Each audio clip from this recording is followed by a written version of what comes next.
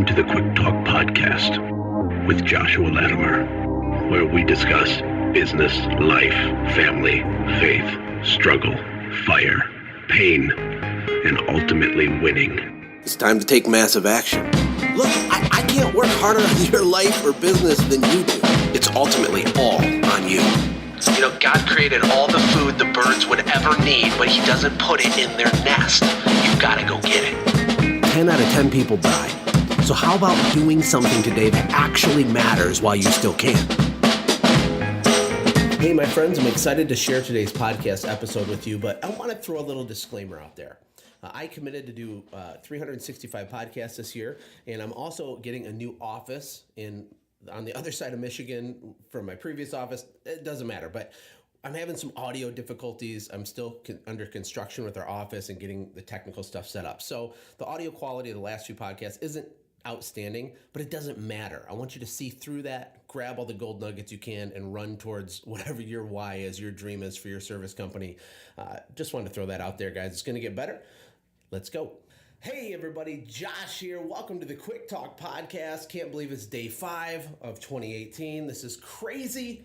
I got a great topic today. It's all about employees, right? Employees, that is the single easiest part of owning a small business ever, right? I mean, it's so easy to be an entrepreneur because all you got to do is go get employees and they're super easy to find, and then they do all the work and you get super rich. Not.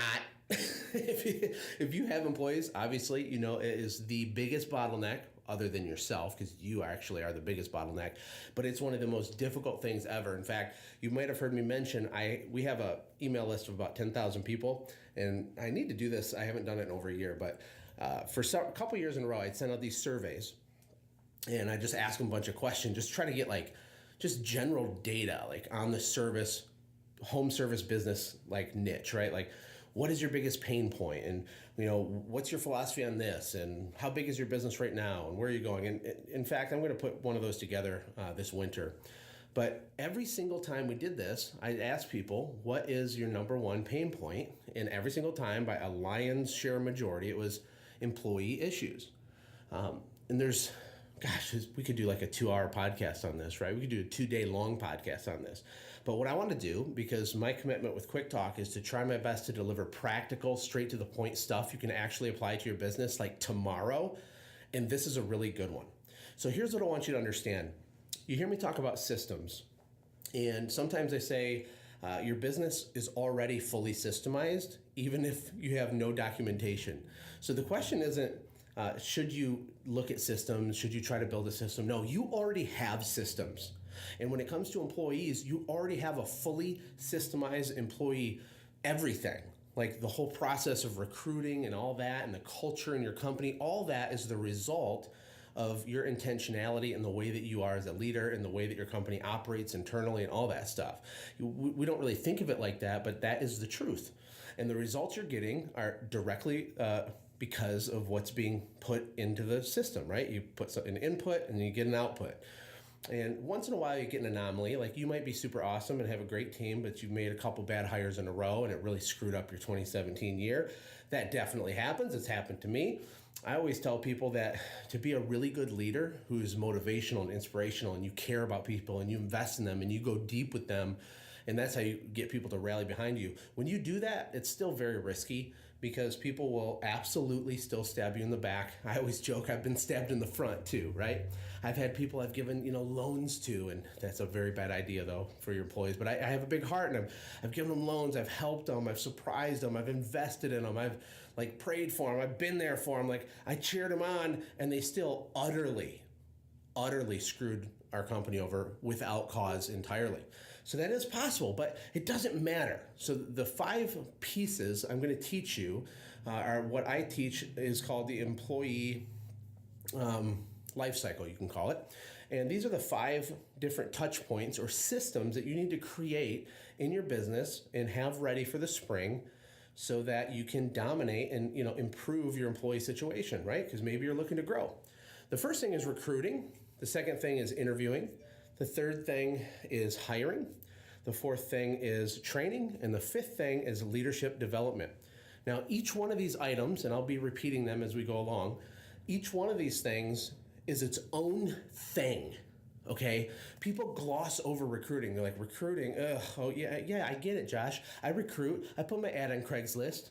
I did a Facebook post, Josh. What do you want from me, Josh? What's wrong with you, Josh? Well, that's not recruiting. Recruiting is a skill set. It's something you can develop. You have to look at it different, though, than maybe some of you look at it. You know, recruiting is identical to marketing for a new customer. When you're going to recruit, step one is to build what's called an avatar. Who is your ideal employee? Now, you still might make a hire that falls outside of these parameters, but you need to have what's called an avatar. You know, a 24 to 32-year-old that has no kids, that has a college degree or doesn't have a college degree, or he loves sports, or we want a female that's like this, has this type of personality, who is in theater, I don't know, whatever. Who's your perfect prototypical, like your perfect prototype for an employee? Figure out who that is and define it and actually write it down. Sketch a little stick figure, write down how old they are, what their deal is, what their background is, you know, all that stuff. That's called your avatar. The reason you got to do that is because you need to move on to step two, which is copywriting. You need to be able to write words. You ever heard the phrase wordsmithing?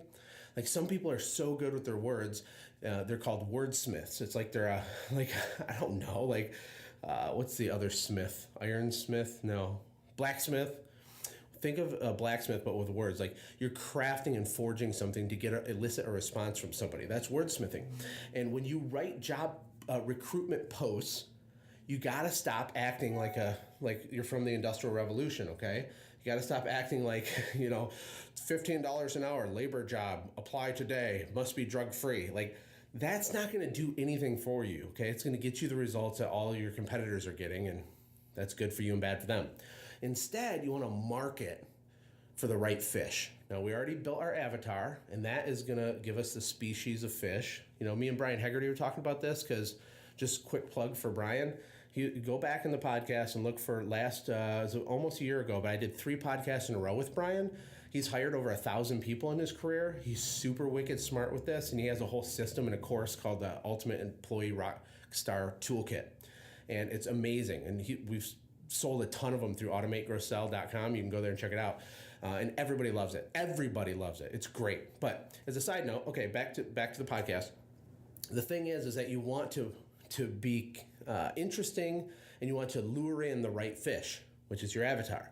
You do that through the words. You do that through a video.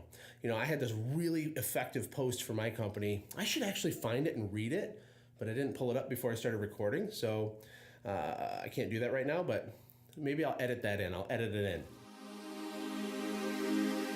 All right, cool, awesome. I'm splicing this audio clip in. This is the job post I used that was super successful for us. I mean, we hired tons of people because of this job post. I'm just going to read it to you to help you out here.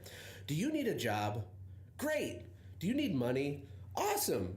Birds Beware window cleaning from Fenton, Michigan is expanding. We have several opportunities for the fill-in-the-year season. Read below for more details. If all of the following statements are true, then we want to hear from you.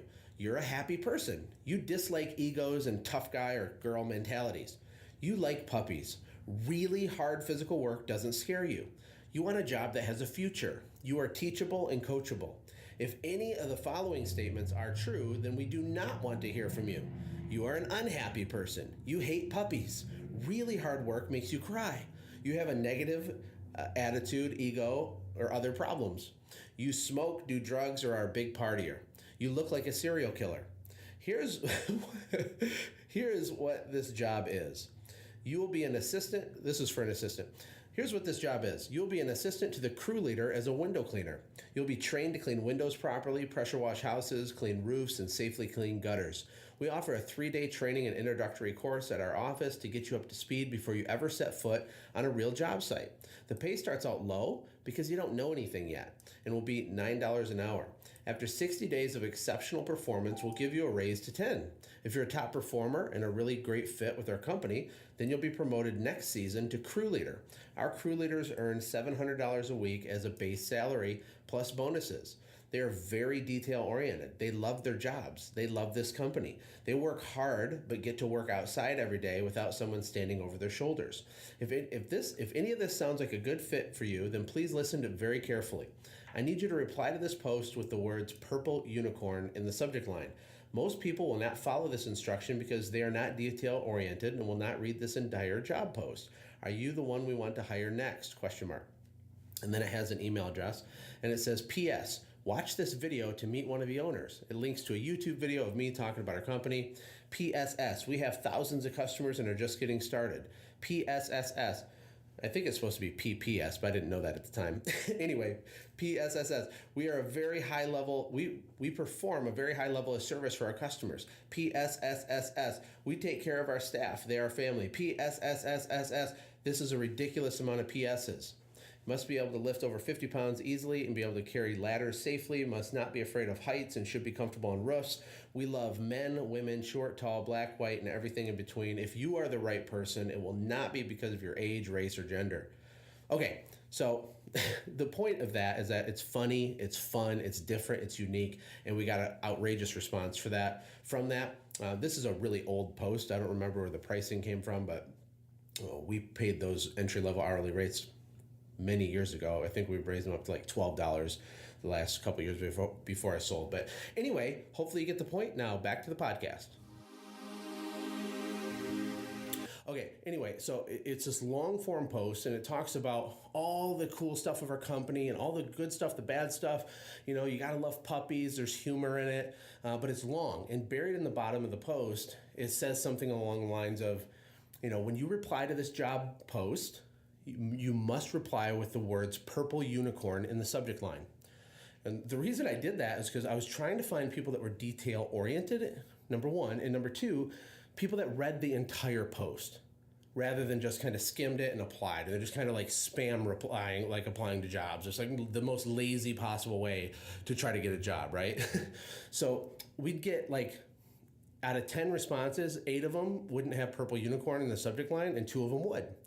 I immediately deleted the 8.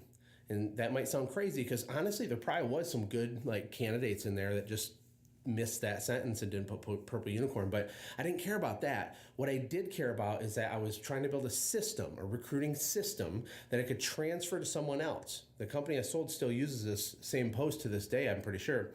And the purple unicorn thing is a system. So it doesn't mean that the people that replied purple unicorn are going to be a good fit, but it does mean they read the whole post, which means they're hungry and that they're detail oriented.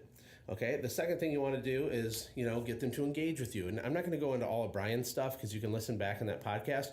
I want to make the point though, that recruiting is a thing. It's an entire freaking thing. And you need to go deep on it and put some time into it. The second thing you have to do is interview. And when you interview, there's tons of common mistakes people make when they interview. The biggest mistake ever with interviewing is that you don't actually call the person's references and past employers. Yeah, it's because you're freaked out and you don't want to do it and you feel bad and you feel weird and hey, he seemed like a nice guy and his past job was exactly what I need. And so we kind of jump the gun and we make the hire, but we don't do the due diligence we need to on the back end. And that can cause a lot of pain and suffering. It's well worth 17 minutes to call 5 different people and talk to them about little Susie Q who applied to work with you, right? And when you call them, you want to do it in a particular way. I'll just give you some practical tips. When you call a reference, you got to understand that these references are propagandists for Susie Q. Like nobody puts someone that hates their guts on as a reference, right? So what you're trying to figure out is you're honestly just trying to figure out if Susie will be a good fit. You're not saying is Susie a bad person? Is Susie a lying, conniving, horrible scumbag? Like she's probably not, right? But is this job a good fit? So when you call, it's like, hey, Tom, my name's Josh. We have a mutual contact named Susie Q, and I actually have a small business here in town, and she put you down as a reference, and super sorry to bother you, but can we talk for like 2 or 3 minutes? They're like, yeah, sure. How long have you known Susie? What's her deal, right? And what you're doing is you're trying to listen to the story behind the story. Okay, you can hear when someone wakes up and comes alive, like, oh, Susie, oh, so proud of her. She's the greatest ever, and this and that, and they're going on and on. That means one thing. Or someone says, oh, yeah, Susie, she grew up next door to us, and she seems like a nice young lady, and I've always liked her. That's a different kind of response. Doesn't mean she's disqualified, but it's different. Then you ask another question, and you say, you know, we have kind of a weird company, and we're a small family company, and we try to be really careful on who we hire, and Susie seems awesome. I really like what I see. What I'm confused on though is I'm not sure if she'll be a good fit for this job. I'm just wondering your opinion.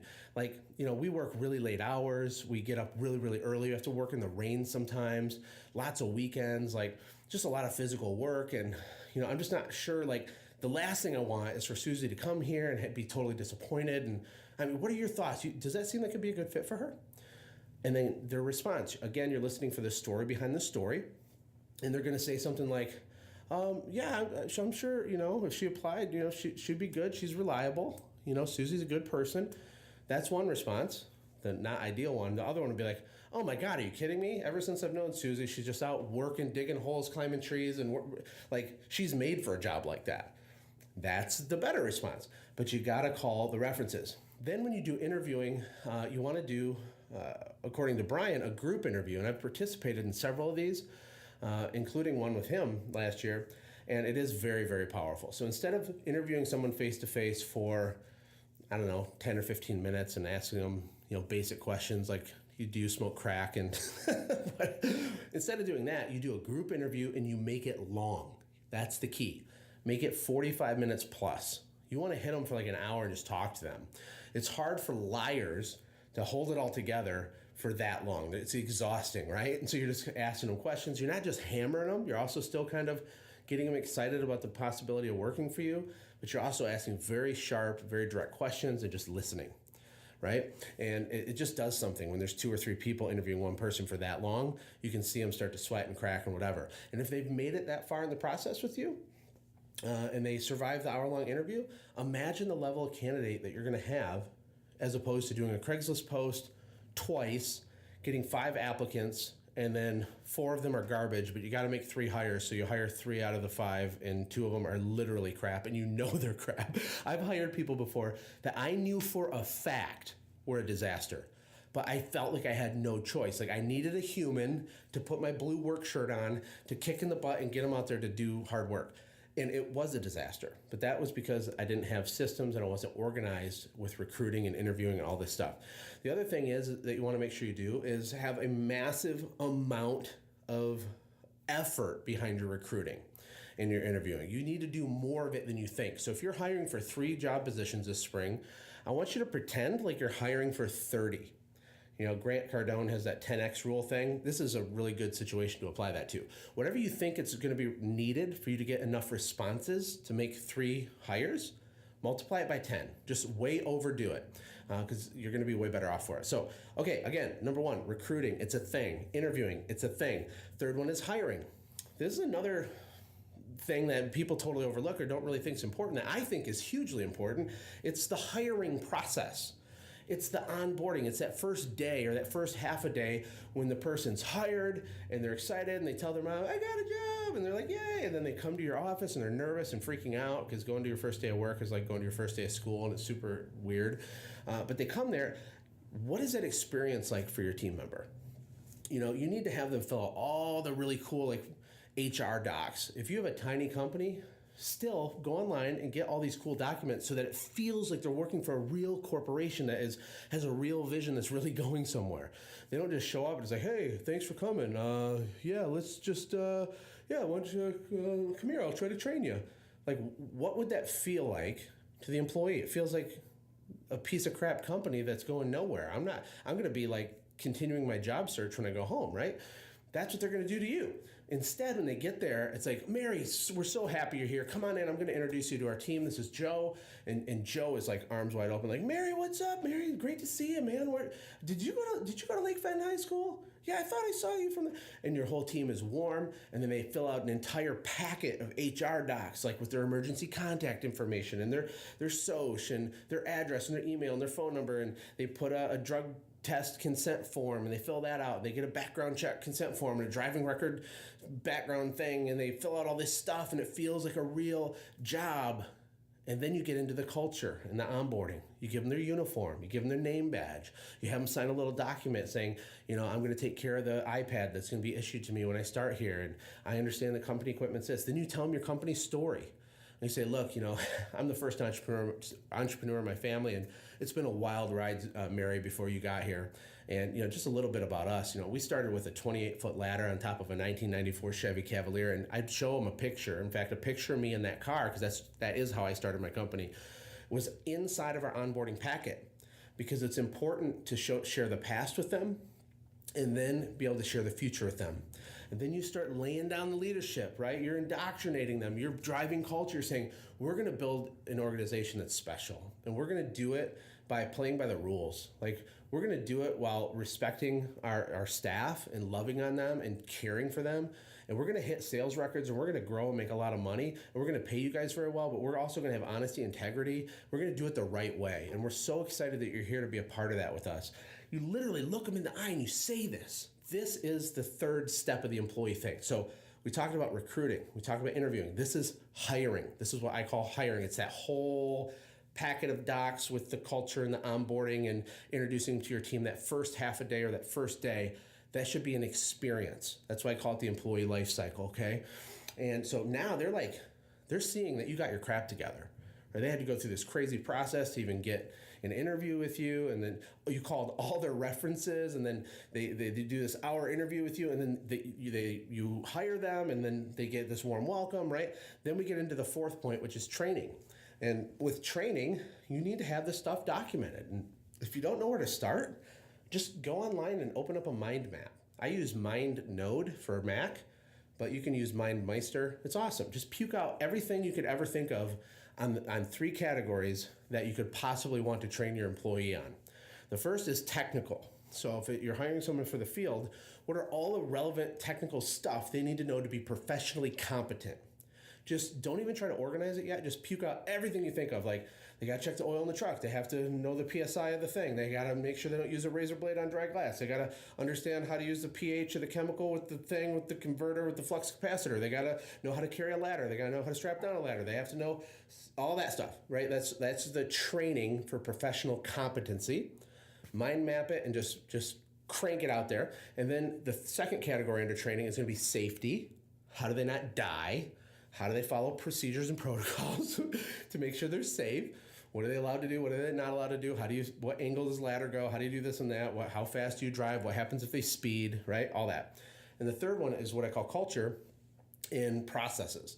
So you're going to teach them scripts. You're going to teach them your 3-point process when they go to a customer's home, and how do they engage the customer? What do they say? Do they take their shoes off? Do they put those little booties on? What do they say halfway through the job? How do they do an upsell? How do they do this and that? What is the process culturally, right, for them to be an employee with you? This should be part of your training program. You can build this stuff in like a week. You're already doing most of this stuff. You just have to document it, because the ultimate goal is for you to pass all of this stuff to someone else. I didn't do the recruiting. I didn't even do the interviewing. I didn't do any of the stuff. I didn't even do the training or the onboarding. I wasn't even the one telling the story about the ladder in my car. My operations manager did that. It was a system. I would be playing ping pong, dreaming about how I'm going to build this app called Send Jim, right? And they're in there interviewing people and doing onboarding, and they're passing out uniforms, and they're like cheering and clapping and doing all this stuff with me in the other room. You can do the same thing. That's how you get set free, but you got to understand these points, okay? There's one more point. It's called leadership development. And I know this is a lot. I'm just like mind puking information onto you, but go back and listen to it again, because there's gold nuggets everywhere in this podcast. We got recruiting, interviewing, hiring, training, and now leadership development. How are you going to help them grow as a human?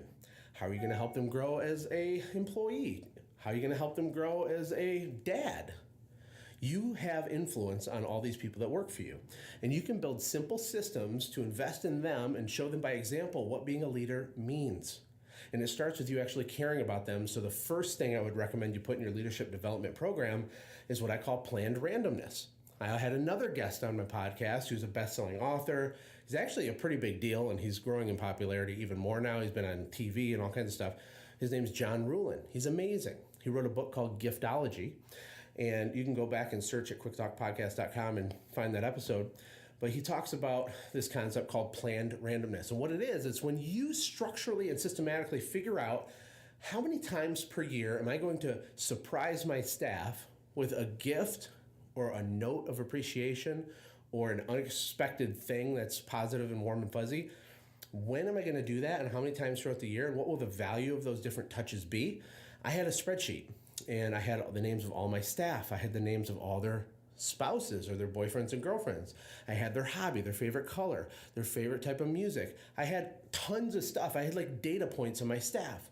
And then I had what I called their employee love language, meaning from the best is what I could tell, what did they respond to the most? Some people, you give them $100 bill and they're like on fire, right? So that would be money. And that's great. It's totally valid. Some people respond to straight up cash. A lot of people don't though. Lots of people don't. Some people, it's public recognition. Like you're doing your team meeting and you say, John, can you stand up for a second? Listen, I just want all you guys to understand what John did last week. And I know he's embarrassed and I'm calling him out, but like he did this amazing thing and he did this thing for a customer. It was like ridiculous. And we didn't even tell him to. He just used his own brain, made a decision. It was amazing. It showed extreme leadership. I just want to give it up. John, come here. I got a $50 gift card for you. I just want to say thank you. That was awesome. Give it up for John. And we all clap, right? For someone that receives public recognition as like their fuel for motivation, they're going to go to war for you for like 3 months because of that, right? So then you have words of affirmation. Maybe it's just pulling them aside privately and be like, man, I just want to let you know that I see you. I see what you're doing. I'm paying attention and I am like seriously impressed. If there's anything I can do to come alongside you and help you, you let me know. I want you to look me in the eye. Promise me you're going to let me know because you have massive potential. I'm just so happy that you're here, that we're lucky enough to have you on our team. Bam! You just filled up their bucket. You're filling up their bucket, dog. And that's what words of affirmation is. And there's other ones. But anyway, so plan randomness. Figure out how are you going to inject different awesome gifting ideas throughout the year that are unexpected to them. It feels random to them, but to you it's structured. To you it's part of your system. To you it's something you can teach your general manager, your operations manager, whatever, later to continue forward. It doesn't require you because it's a system. Does that make sense, guys? I hope it does. Other leadership development ideas are attaching people's pay raises to things like reading books or doing book reports or running team meetings, or they get points if they're doing certain behaviors. Anything like that is good. Anything that's positive and encouraging and motivating. Any kind of behavior that you want to drive in your staff, you just need to find a way to gamify it or attach it to money or at least measure it, and it's going to improve. So there you go. There's the 5 steps for hiring, or not hiring, but just employees, because that is the biggest pain point. You got recruiting, you got interviewing, you got hiring, which includes onboarding, and you have training. And training includes technical training, safety training, and the culture / procedural stuff like the paperwork. And then the last one is leadership development. You could have a tiny company, and if you do what I just said to the best of your ability, absolutely not in perfection, but if you do what I said to the best of your ability, your business could double or triple this year because of the team you'll be able to pull together by doing this. Straight up, okay? This is real.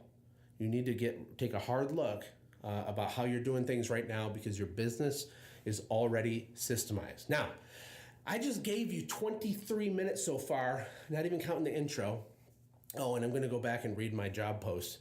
And cut that in. Or I guess if you're listening to this, I already cut it in. But I just gave from my heart to you. Now I have a request. Can you go on iTunes and leave me a 5-star review? Number 1. I'm going to give you a huge, giant noogie and high five, in my brain. Like I'll be totally like having a single tear of joy roll down my right cheek as I read your review. It helps us get the word out. And then 2, can you share the podcast, like in Facebook groups or LinkedIn groups or on Google Plus, even though no one uses that? Can you share it and tag me in it? That way I know you did it. And just be like, Josh is awesome. This podcast is amazing. Because we need to help other people. Don't be a selfish little meanie pants and secretly hold this all to yourself. Put it on your Facebook. Maybe there's a few friends that would get value out of this. That would be awesome for me. And lastly, if you need to know how to get new customers on demand in a systemized, structured way, you need to check out Radius Bomb, which is the awesome feature inside of my software, Send Jim. And if you're interested in learning how to have a client retention strategy that is like wicked, next level, awesome automation, but creates raving fan loyal customers, it's really easy and amazing, go to sendjim.com and check it out. that's why I'm here, guys. I'll talk to you later. I love you all. God bless, and I'll see you tomorrow. Hey, thanks for hanging out, friends. And from all of us here at the Quick Talk Podcast team, we hope you loved today's show. We hope that you were inspired to become a doer and not just a listener. Apply what you've heard today in your own business and watch things change for the better. Lastly, remember that all the money in the world can't save your soul. Seek first the kingdom of God, my friends. We'll see you next time. For more information about the Quick Talk Podcast or Joshua's other businesses, visit our website, quicktalkpodcast.com. Have a blessed day.